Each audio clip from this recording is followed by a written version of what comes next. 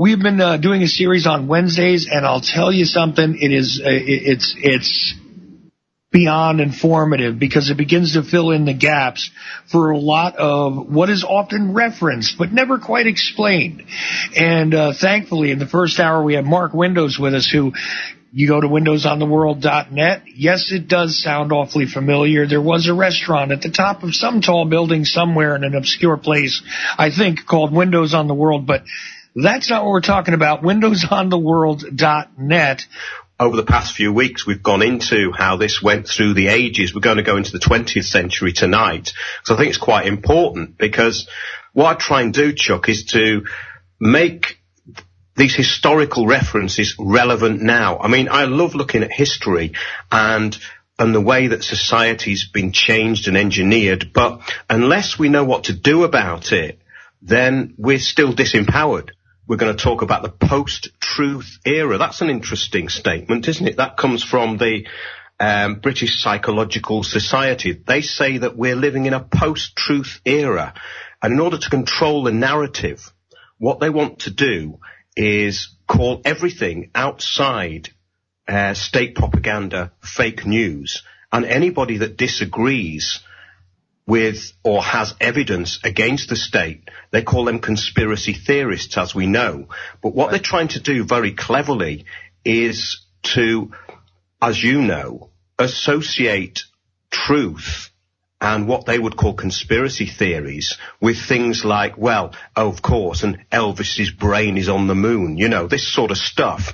And yeah, that ties exactly into what we're going to talk about tonight. We've had a recent thing in this country called the prevent strategy, which is the police basically being involved with local councils, identifying people who may be vulnerable to extremism, and they have to form panels now. Our local councils form panels under this prevent strategy. They have to, it's their duty, and this is not a voluntary thing, it's their duty to spot people who are vulnerable to extremism. And that's very broad. And also they're stating that the police will openly infiltrate and disrupt civic and municipal events and private events. So that's part of a thing called the prevent strategy, which again is from what we're going to talk about tonight. It all comes from one central place, which was part of British intelligence in the early part of the century, called the Tavistock Institute of Human Relations. Now, one second, just for clarification for the American listener. When you say your council, are you talking about your localized government? Yes. Like we have town councils in That's right. America, you know, and I hear more than one British person refer to their council. This is their local government who is really there to handle stuff like garbage collection, right? I think, anyway, garbage collection. Well, what it came from, Chuck, is what we've talked about over the last few weeks. It originally came from the parish council, and we've talked about how if you were a pauper, you're a ward of the council, you're basically an incompetent. And then we talked about how the trust was formed, the Cester KV Act. All those are in our previous shows that we've done. And those really bring us into this localized control. And in this country, central government has been more and more devolved to these local councils. But really, ironically, it's a reversal. It's actually about the centralization of power. So in other words, these councils have a lot of power, but they are becoming more and more remote. And I've had experience of this. I'm going to talk to somebody tomorrow night who has. We've had similar battles with these councils, these parish councils, which own us through wards, and we are imbeciles, and they demand a tax from us in this country called council tax, and I started a bit of a rebellion against it. It came out of a thing called the poll tax, and there was riots. This was the time of Margaret Thatcher, and that was abolished and brought in with this council tax. And we can't really go into that tonight, but yeah, part of the big social engineering spectrum came out of this place called the Tavistock Institute, which was officially formed in 1947. I'm going to keep all this historical stuff quite brief, because what I would suggest people do is look at Dr. John Coleman, Committee of 300 on YouTube, where he goes into the early Tavistock Institute and how it was set up, because it was officially formed in 1947 but was in operation before that. And it was about demonizing Kaiser Wilhelm. And, of course, he was a relative of Queen Victoria. So this is all quite controversial stuff, and it goes into when the Rothschilds got into it, basically started taking control of our government. And this was really in the early 1900s, because they were not allowed to be in our parliament. And it was during the reign of Queen Victoria that all this happened. And ironically, yes, she was related to Kaiser Wilhelm, who was completely demonized by our social engineers in what became the Tavistock Institute. Now, the Tavistock was actually formed in 1947 officially. And on their website, it says it's an independent, not-for-profit organisation which seeks to combine research in the social sciences with professional practice. Problems of institution building and organisational design and change are being tackled in all sectors: government, industry and commerce, health and welfare, education, etc., nationally and internationally, and clients range from multinationals to small community groups. And we're going to be talking about that tonight, because I think it's really important that people know that the social engineering is coming from these remote places that they may have heard of, and they may think, oh, well, I've heard that the Beatles were a Tavistock band. And when it's remote, it's kind of like a conspiracy theory. But I'm going to show you tonight how it's linked in to communitarianism in this country, local groups, what's called the big society, and the change agents that are in every community, in your communities over there as they are here. We've gone into this quite a lot with a lady called Deborah Tavares, who is really fighting the Agenda 21 in California. And we've done lots of videos on it and lots of articles. Some of the videos, I just want to name them actually. Is that okay, Chuck? I've got time to do that. No, absolutely. Let's do that. But one thing I want to point out before you go any further is that there are various American equivalents, and there are the various Stanford Institute, Brookings, all these different places that claim to be exactly, I mean, you could literally cut and paste the description from Tavistock to many of these other facilities, and they have the same types of goals, the same types of funding. They literally function exactly the same. So it's a fascinating world to get into, and it's not very clear what the agendas are exactly, on the surface. Well, I want to bring that up tonight, because I've had interactions with the Tavistock Institute, because they instigated a thing called social dreaming at the Occupy in St. Paul's. Right. And this is really interesting, because when I was on a TV station a couple of years ago, which is now gone, called The People's Voice, we actually got onto the Tavistock Institute about their social dreaming experiment in the Occupy in St. Paul's and also elsewhere. And they stated to our researchers that they knew nothing of social dreaming. Well, it was very useful that we had the screenshot from their website. And social dreaming is about programming and also monitoring what people think. So it goes into this. Very interesting, this, Chuck, because I visited the Tavistock Institute a while ago. We did a video out there with Bill, who is a friend of mine, and he's a cameraman and associate of Anthony J. Hilda. And he didn't know much about the Tavistock, so we went down there and filmed it. And we did something that's on YouTube. It's called Tavistock Implementing Communitarian Big Society Groups Such as Unlimited. And Unlimited is one of these change agent groups which are basically creating what they call social entrepreneurs.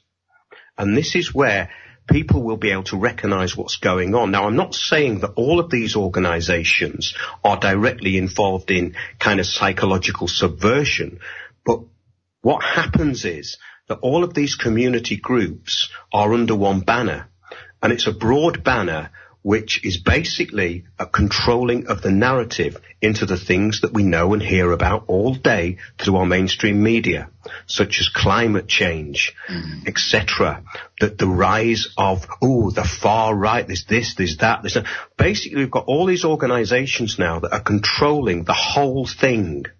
So, for instance, in the UK, they've even set up these right-wing groups, basically to discredit people who may not want mass immigration.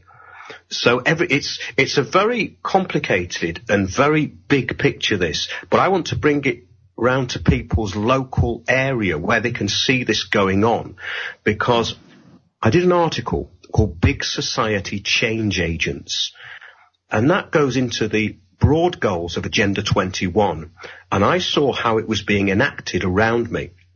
Now, now hang on just a second though, Mark, because, as you go further and further into this and you expose all these different terms and titles and, like Agenda 21, if you take it on its surface, it doesn't sound all that terrible. If you take the idea of, all these different terms, it's funny. They're always innocuous sounding terms, aren't they? They don't sound like anything that, look, Agenda 21, so there's probably 20 other agendas that came before, and not a big deal. You listen to the way that social engineering is titled, described. Well, it's all psychologically worked out, Chuck, because, if you said, I hate sustainable development, people would go, why do you, I've had this, it's interesting because. Well, there's a great example because. Don't you want to be sustainable? And diversity is another thing. Diversity is about a kind of discrimination. Diversity and sustainability both sound like positive terms, don't they? They come out of this place, the Tavistock Institute. It all comes out of here and goes into these think tanks in this country, such as Demos and Policy Exchange. And we've had interactions with Demos, and Demos put a paper out recently called The Echo Chamber Effect. We did a show on it. I called it Fake News Media Echo Chamber Exposed. And they were basically saying that they're trying to create this narrative now that the alternative media just speaks to itself and it just engages with a certain type of person. And this is where the Tavistock Institute is in the same building. It's now at 30 Tabernacle Street, EC1. And housed in that building alongside the Tavistock Institute are the British Psychological Society, the Academy of Social Sciences, the Political Studies Association of the United Kingdom. Now, all of these bodies are forming policy, but the British Psychological Association is uniquely interlinked with the Tavistock because Tavistock was all about psychology and psychologists. In fact, it was like Freud's home, basically. The psychological subversion and the propaganda that we're seeing comes out of basically the Tavistock and the British Psychological Society. And there's something I found on the British Psychological Society website tonight, and it's about what is fake news. On the British Psychological Society, yes. They're discussing fake news, not terms, not diseases, not problems. Basically, what they're doing very, very cleverly is they're telling change agents and people within these groups and in positions of power locally how to subvert people like us who are telling the truth. And it really comes out in the papers that they put on. This one was particularly interesting. I'll just try and find it because I was just loosely looking through the British Psychological Association as it was heavily connected with the Tavistock. But I found something really interesting.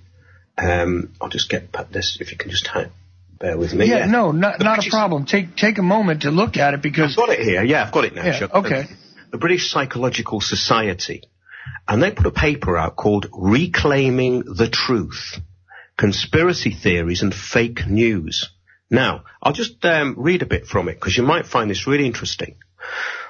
The deliberate publication of fictitious information, hoaxes and propaganda on social media and fake news has become one way so-called conspiracy theories are spread. Could psychology hold the key to moving beyond a post-truth world? Now, do these people realize how subversive that statement is? A post-truth world. What do you think of that? Well, I find that extremely suspicious, but you know what else is suspicious? Is the use of the word reclaiming, Mark, because reclaiming, this is a commonly used term by those who are backed by these people, and what it is meant to do is imply to the person that a claim needs to be placed on something that has been taken, because you need to reclaim it. Vince Bugliosi put out a book a couple of years back called Reclaiming History. Yes. Okay. Which was about the Kennedy assassination. It was pretty much saying, look, the Warren Commission got it right. All these other people who are looking into other things are all kooks, period. This was the point of his book. 2,000 pages later, don't bother with it. I'm just telling you that that's what it was. And they use that word reclaiming to show that there is a right to this, that there is a proper sort of form to this. Exactly. It's implied in the language. That's and right. Then to utilize these other this is very interesting, because this is the heart of psychological warfare, is it not? Well, I'm going to tell you, Chuck, what they think of people like us. So this goes for American Freedom Radio or Windows on the World or anybody else out there who's putting out truth or trying to give a different perspective. This is the second paragraph. Listen to this. In the nebulous world of unregulated websites, see what they're saying here? They're asking for control. They think there's got to be more control on the internet. That's the first line of it. In the nebulous world of unregulated websites, blogs and social media, people cannot easily separate fact from fiction. Now that's a big assumption, isn't it? So they're assuming that because they're the British Psychological Association, that they can dictate to us what the facts are, when psychology is based on a completely flawed premise in the first place. So, and they can also tell us about nebulous too, because you see, again, all the words are in play here. The idea of nebulous means that it's very difficult to navigate because so many things are interchangeable, and the directionality of it is so confusing. You see, in other words, that's that's a word of intimidation being utilized for somebody who, look, don't go get your information from here because it's nebulous. It's going to be confusing to navigate. You're not going to be able to draw straight lines. This is military intelligence, Chuck. It came out, that's the thing, that's the point I made at the beginning, is the Tavistock Institute came out of military intelligence. That was the whole point. It came out of a place called Wellington House in 1913, with Arthur and Harold Harmsworth, who were renamed Lord Rothermere and Lord Northcliffe. And their Second World War idea was to propagandize people in this country to believe that bombing Germany and destroying Germany was a good idea because they were profoundly evil. And the Tavistock Institute was involved in that. I mean, Dr. John Coleman is the best source for all this stuff because he wrote the book The Committee of 300, which again linked with the Club of Rome down through the Tavistock. He had access to the British Library because he'd worked for the government. So he had access to things that most people don't, and he uses them in his book. And he was derided by the state because he'd used the basically what was written down in those papers, which normally an employee of the state is not meant to do. So he did it for the good of everybody else and put that information, and for more information, go to him. But let's carry on with this, because this is the sort of thing we're up against. It carries on. Perhaps for this reason, fake news has become one way in which conspiracy theories are shared and spread throughout digital channels. In this article, we consider the impact of conspiracy theories propagated in fake news. So what they've done is they've tied together conspiracy theories and fake news, right? Saying that all of this stuff is outside the world of truth. And what they did with the term fake news anyway, because our current, alleged president keeps using that term, what they've done here is they've convoluted a concept with another concept. There are individuals who create out of whole cloth entirely, truly fake news, okay? And they do it to create click traffic. Literally, yes. I'll take something. That's the thing, Chuck. That's what they're trying to do. Those clickbait sites with real fake news on are the things they're trying to tie us to. Well, and I'll give you a crazy example. One time I saw a story where there was this woman working in an aquarium, real quick, woman working in an aquarium, and she was caught making love to one of the sea animals. This was on one of the fake news sites, and she had to be fired from the aquarium, and it was a whole big uproar and this and that. And now that's a silly, completely non-political, ridiculous story that's just crazy. But it got a lot of click traffic. Okay. Yes. That is actual fake news. That's somebody created a story, took a picture, and splattered it around, and okay, they got their clickbait out of it. Good deal. And then people go and they check and they find out it's nonsense. All right, fine. Whatever. But that's fake news. The idea that other people that are putting out information are fake news is now, it's been weaponized. It's absolutely been weaponized, and it's been weaponized. That's what we're saying. It's military intelligence that's behind this, because the Tavistock was set up on that premise. It was set up on the premise of military intelligence. So this whole thing, it's in the same building as the British Psychological Association. And I just pulled this up by accident, but it's very, very similar to other papers and debates that are going on in this country about fake news, echo chambers. There was this Demos-produced paper, Echo Chambers, all using the same language. It's subversion of language. In other words, what they are doing is lying to you. And our antidote to this is the truth. Because when you're in front of these change agents and these people, if you keep reiterating the truth 3 times, they stop. It's like they're programmed. After 3 times, they stop and they go, we want to engage with you. I've done this several times with Demos. That was one of the main ones, because they did a paper called The Unreality of Conspiracy Theory several years ago. And I think I mentioned this before, but we ended up in a debate with them at Goldsmith College. They wanted to completely control the narrative. But what was interesting was that they were talking about things like 9/11 and all these films that were with the heavy metal music that was saying it was a big conspiracy. But when it came down to the facts, they knew nothing. They had no idea. All this they had was this propaganda. But they hadn't actually looked into the event itself. So what you get is this kind of, oh yes, well, climate change isn't real. 9/11's an inside job and Elvis is alive on the moon. That's the way they do it. It's always in threes. And this goes, that's basic language. But what we're talking about is real subversion. It's quite nasty as well. I mean, basically it's very arrogant. Well, yeah, it used to be Elvis has been sighted, in New York or Argentina or whatever, and there's aliens on the moon, and Hitler's 180 years old and he's in Canada, something like that, whatever it is. But they absolutely hit you with what they consider to be, 3 completely ridiculous premises, or at least that's what you're supposed to understand. Look at how ridiculous the whole thing is. Yes, they do 1 and 2, and the third, it's like a joke, isn't it? The third bit is the punchline. Right. So they're doing it in threes.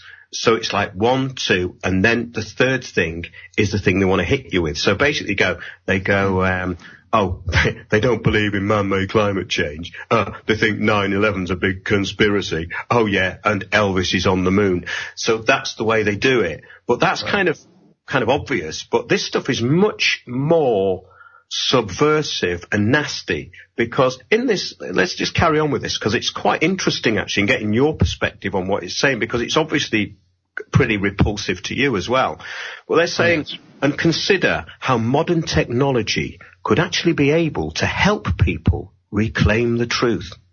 Control of everything, of the internet, It says, now this is where it gets really interesting. It goes, a range of personality and social factors such as powerlessness, authoritarianism, uncertainty, political cynicism and distrust predict the extent to which people entertain a variety of conspiracy theories. See, but again, we're mixing the truth with an unfair characteristic here. Absolutely. Because here's the thing, cynicism comes into play when you have been at the bad end of the authoritarian ring, okay? Yes, so what they're saying is that it's down to people who have some kind of disorder. They feel isolated. They need help because they're spending all their time on the internet looking at these wild conspiracy theories, and it's making them more mentally unstable than they actually are in the first place. This is what they're trying to get over.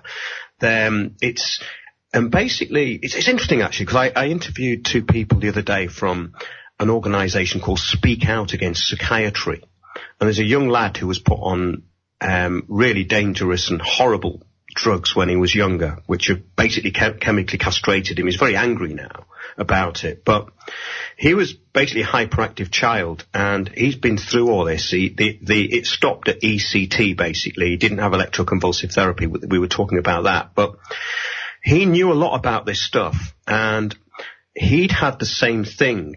And the problem is that if you get into a position where the state can actually dictate to you, and this is the thing, so this is my view.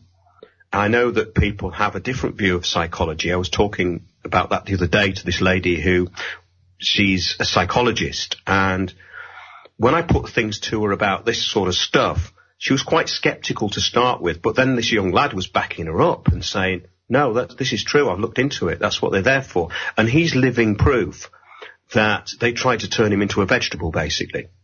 And this, let's go on with this anyway, because I think it's very important now, because it says, are conspiracy theories harmful? It said, it says here, many conspiracy theories are relatively trivial and harmless. After all, what impact on society would there be if a small handful of people believed that Elvis was helped to fake his own death so he could live a quiet life?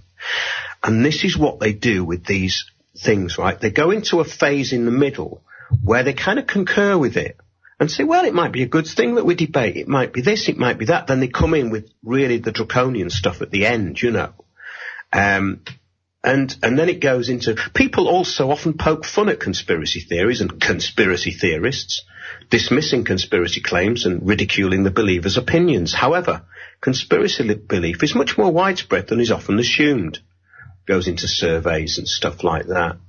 But what these papers are about is something very, very sinister, because we're being taken into a kind of society which is a Brave New World society, and it's here and it's amongst us, and there's a huge amount of people who've been programmed into it, and they're working against the interests of the general public, and that's what really I wanted to bring up tonight. No, and this is all extremely relevant because we're watching it evolve in quick time, really, not just real time, but in quick time. Absolutely. Because, I have not shut up about the fact that Cameron made that statement about the nonviolent extremist conspiracy theory people. That freaked me out. When I heard that kind of language being utilized, it was like, what are you saying here? That they are highly dangerous. When a national leader is making that kind of statement in public, you know that there was a whole lot of advice that went behind that, and there's a reason. These people are going to be targeted. They're going to be infiltrated. Much like Sunstein laid out in that white paper, here we go. Okay, we need to get control of them. In this show, Chuck, that's already become public policy in this country.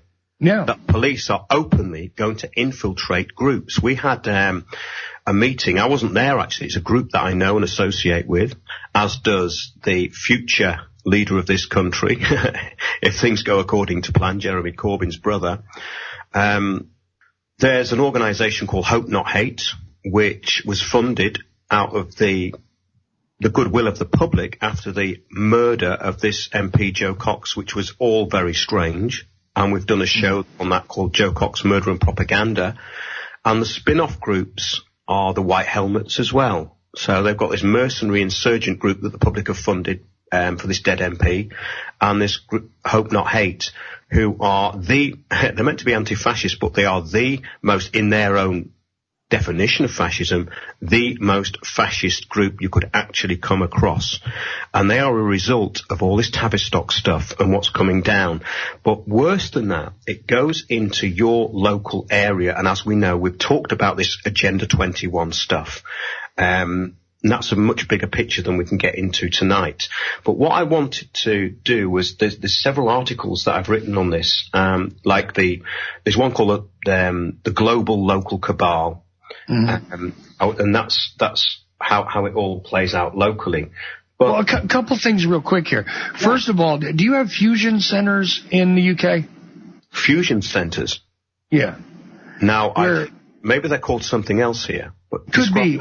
Yeah. What it is that it's a centralized location where intelligence is collected by various means, including the local police, civilian volunteers, intelligence agency people, and they are very secretive. You don't really know how they operate, but they are meant to collect intelligence and be a point of sharing for all of these different agencies that are on different levels. So you have those there?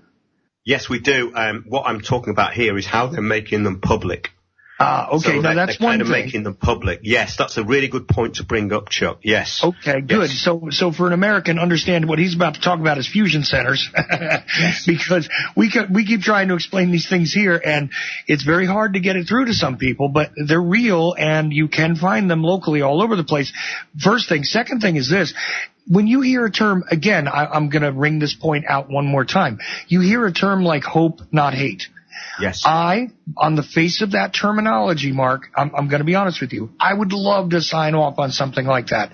Immediately that appeals to my emotion because I don't believe that hate is a proper way to conduct yourself, right? And hope sounds like a good thing. I had a friend who passed away recently who talked about hopium, which is one of those things, like people get addicted to hope and it's a bad thing and you got to watch yourself. But I'm just saying in general, hope, yes, we're not talking hate about the language. Yes. The language of subversion, basically. I mean, this is the thing. It's framed. And this is another thing they use, reframing. That's another big thing. Reframing society. An important thing to get across to the listener is to understand that some of these things which wind up being major portions of the control grid do not sound like they are nefarious, do not sound like they are negative, do not sound like they are there to control. They sound like they're there to encourage, to feed, to give, sustenance to the good parts of society. A phrase like hope, not hate sounds very nice, very good, but it doesn't mean that everything that has a label like that is as advertised. Okay, so I just want to make that point, and please continue. Yeah, well, we can go into what you know about as well through Obama, community organizing. Another subject. Yeah, that's right. But it's not in a way, because we're talking about these change agents, these people who are trained in a certain way. Now, there's an organization in this country called communityorganisers.org.uk. Actually, this is interesting, because when I put that in, which I thought was the web address, it said it's communityorganisers.org.uk. It just came up with a blank page and it said reserved for future use. Interesting. But the actual site is seatorganisers.org.uk. Now, I don't want to pick particularly on this group because there are many others. There's one called Locality, Citizens UK, Unlimited, Intentionality. There's loads of them, thebigsociety.org. But what they're doing is broadly bringing people into this thing called communitarianism, which people can look that up and they can make political points about it. It's almost like they get into a political debate about what it is and what its meanings are. It's like going into the different ideas behind communism or fascism or anything like that. They get lost in the detail. What it's actually about is creating an acceptable narrative. And if you're outside that narrative, you will not get funding. You will be locked out. If you want to be independent, you want to start up a little music venue and you want to be self-employed and you want to be outside this stuff, these people are there to make it difficult for you. I know this because I've been involved with real community groups, and what they want to do is shut everything down. It's really strange because this controlling of the narrative comes from state paranoia. And we have to remember that the state works for us. They are our servants. They serve us. They have no other purpose than to serve us. That's all they're meant to do. Like a most commonly used word over there is minister. We don't often call people ministers here. They are administrators. It's the same root word. They are officers. They are officers, and officers are in office. And the office is an ecclesiastical position which came from the church. Correct. So basically, they're acting as a priest. Now, I brought this up with what we call these change agents. I said, but you're an officer. And they go, yes, I'm an officer. I said, so you have ecclesiastical duties? And they just go blank. And I said, no, as an officer, you have an oath of office. That's why you're there. You are there to serve me and members of the public. You have liabilities, whereas I have rights. You have duties and liabilities, and I have rights. And they do not like that because they think it's the other way round. Mm-hmm. No, that's exactly the point. And again, if you look historically, someone who is a minister, any type of minister, even if you remove any of the religious connotations from it, if you are a minister, you are there to serve. This is one of the most basic root understandings of that word. Yes, it's a religious order thing, and you're right, there's an oath of office. Why do you need to take an oath of office? Because, it just makes sense at the end of the day. But understand, ministers are there to serve the people. They are not there to rule them, and this is an interesting concept when you look at, protectorate versus government and things like that. But a subject for another day. Yeah. Meanwhile, I do want you to move forward with this, but I wanted to point that out that, when you say the prime minister and this guy is a minister and an administrator and this is an administrative office and an office itself, all of these things imply that they are our servants, not our rulers, okay? So I just want to point that out. Look, royalty and all that, different story. I know we've gotten into that, but... That's an assumption. That's an assumption, yes. But let's put that aside for a moment, because mostly what you're going to deal with are ministers, council people that are administrating a role, that are in an office, et cetera, et cetera. So let's remember that as we go forward, that these are supposed to be your servants. So go on. Yeah. On their website, they've got a question. They always do this. They ask this question and then they answer it. So it says, what is community organizing? It says community organizing is the work of building relationships and networks in communities to activate people and create social and political change through collective action. Now, what's interesting about that statement is they don't tell you anywhere what the change is or what the actions are. Now, it's very interesting. We've done many shows on this. I would urge people to look at them because they are packed with information and people who really know what they're talking about. We've done many shows and articles. The articles include big society change agents, government organized protests, the IMF, UN and Vatican cabal, which is another interesting one. But in those articles, you will find out how this structure works and how big it is.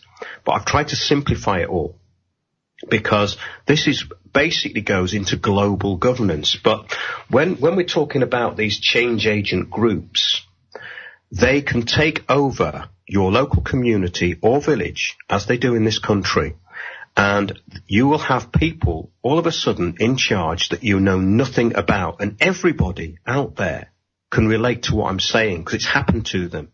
If they try and get in touch with some official, another official will answer back. There is no liability. They pass the buck and they act in a completely arrogant and out of control way. And a lot of the actions of these people border on criminality and definitely fraud, because I've had examples of that where I won a court case against my local council and it was fraud. But of course judges don't like the F word, so we call it a mistake or an error. Call it an error, because then that gets them off the hook and nobody goes to prison. But this is an incredibly big spider's web coming back from this place, the Tavistock Institute, into these public policy think tanks, then into your local community. And it's one narrative that is being put down to you through all of these people. Like in this country, we've got the Royal Institute for International Affairs, Chatham House rules. Nothing that's said at the meeting can be quoted afterwards. We've got these change agent groups, which we've talked about a little bit in the past, but right, everything in this country, in your country, is organised. So okay, let's look at agitation groups. We have agitation groups that are set up and funded by lobbyists. As we know, Soros does this, but there's a lot more people involved. And I'll give you an example. Government organised protests. This is how the government organises your protests. So if you want to step outside the matrix and you have an issue and you want to protest against the government, who better to organise it than the government? So you have your day out and then you go home. You get bussed in. Everybody's safe. One of the guys who organised this thing called the People's Assembly in this country came along to my television show. I'm not going to name him because he's never done me any harm. He's actually, in a way, he is controlling the narrative, but he's doing the job of the government and military intelligence. He basically wants to keep everyone safe, but he wants to make sure that the government narrative is the only narrative. That's his job, right? Uh-huh. Now, this guy organised a demonstration, and I looked at the poster, and it was like the anonymous thing, but it was really creepy. It was like these hooded figures, loads of hooded figures, and it was about corruption or something. So I grilled him on this. He didn't really know what he was talking about, and I never put the interview out. But basically, what happened was 3,000 people on his command, basically, turned up to protest against corruption. Meaningless, right? So it's got no focus. 3,000 people took part in a police exercise directed by this guy with a megaphone doing his Alex Jones bit, right? And he basically got 3,000 of the public as willing sheep to go down there, be corralled, kettled by the police as a social experiment for what was going to happen, which was called the People's Assembly. So the police and the state organised a fake protest just to try out what the police could do and just see what needed to be done. So just to see the particulars of crowd control and stuff like that. See, we have that here, but they subcontract it. So there are, political action committees allegedly that you can't really trace, who's behind them or whatever. They're created legally, by the way. They're created legally, and they control the narrative by deciding what the protests are about. They deem where they're going to be. They cooperate with the police, and they are treated exactly the same way. This is the same thing. Except, yes. No, okay, I just want to make sure we're seeing the same thing. Go ahead. Oh, yes, we did a video called Women's March, New World Order Social Engineers, because we had these women's marches like you did. They were nothing to do with International Women's Day, but they kind of cleverly aligned themselves with that. So they had these people that didn't know what they were protesting about. They were all very gullible, and some of them quite militant, and it was all this anti-Trump stuff. It was in... Oh yes, it was in March this year, and right. The people on it didn't really know why they were there. It wasn't really about anything, and it was all about it's empowerment of women, but it wasn't really, because they didn't say anything about women's rights. You can tell the narrative is being controlled when you don't get people standing up for women's rights in Saudi Arabia and why they allow what happens to go on there. So you know who's funding it. Well, we found out who was funding it. One of them was the European Bank for Reconstruction and Development, and AECOM, which is basically they were training people into men as diversity allies. This insane stuff now, this stuff that's gone beyond insane. Yeah, but see, the beauty of this strategy, Mark, though, is that they take people that are legitimately angry about something, and they're able to release the pressure from the valve. It's a steam valve release. Because now you take people that are legitimately upset about real issues, okay, and you funnel them into these great groups that accomplish nothing, that have no focus, that have no teeth, if you will, and they're therefore, hey, many things are accomplished here. An exercise is completed so that you can prepare for a legitimate problem. You also have the fact that you've now used up the resources of some of the people, used up the energy of some of the people who have legitimate gripes that want to air them, et cetera, et cetera. I mean, this is really a brilliant strategy, if I do say so from an objective point of view, Absolutely. to utilize. It's controlling the narrative. Yes, absolutely. And that's the word we hear now all the time, isn't it? We do over here. It's a military intelligence term, really. Right. But you know, look, the thing is, we're going to come down to the last couple of minutes here, and it is amazing that this has been done, and all of this stuff having its roots with these think tanks, with these organizations that have done nothing but occupy themselves with the pseudoscience of psychology and how to weaponize it. Weaponize the language, the psychology, turn the sentiment, you know, in a judo sort of way, psychologically, against itself, so that the energy of any legitimate movement is taken care of ahead of time. It's used against itself. So that basically, you know, you swing a fist at something and there's nothing there. The momentum carries over and the movement collapses of its own weight because it swung at nothing. Chuck, this is the point of a straw man. You've just described exactly what happened to Occupy St. Paul's or Occupy London Stock Exchange. You've just described exactly what happened there. Yeah, occupy everything, because here in America, occupy Wall Street, occupy global. Yeah, and of course, Occupy was taken over with general assemblies and facilitators, which came out of the Rand Corporation in the 50s, which again is all down and linked in with the Tavistock Institute. So we're back where we started again. Tavistock Institute were doing social dreaming experiments with the people at Occupy. Occupy was being used as a bunch of lab rats in the end. And it was tragedy. But what we need to do is organize ourselves in groups outside of these controlled groups. That's the only way to do it. But you know what? We're going to have to go into this further, because I think there's got to be a way, a template to give people to recognize what is actually the controlled opposition and how to actually be opposition. Let's do that next week, Chuck. Absolutely, let's do it. Let's together. That'd be great. That would be absolutely great. Mark Windows, windowsontheworld.net and Windows on the World on YouTube. Check out some of the stuff that he was talking about, and also check out his website. He will be back next week, and we're going to talk about how to really become opposition instead of being the controlled opposition.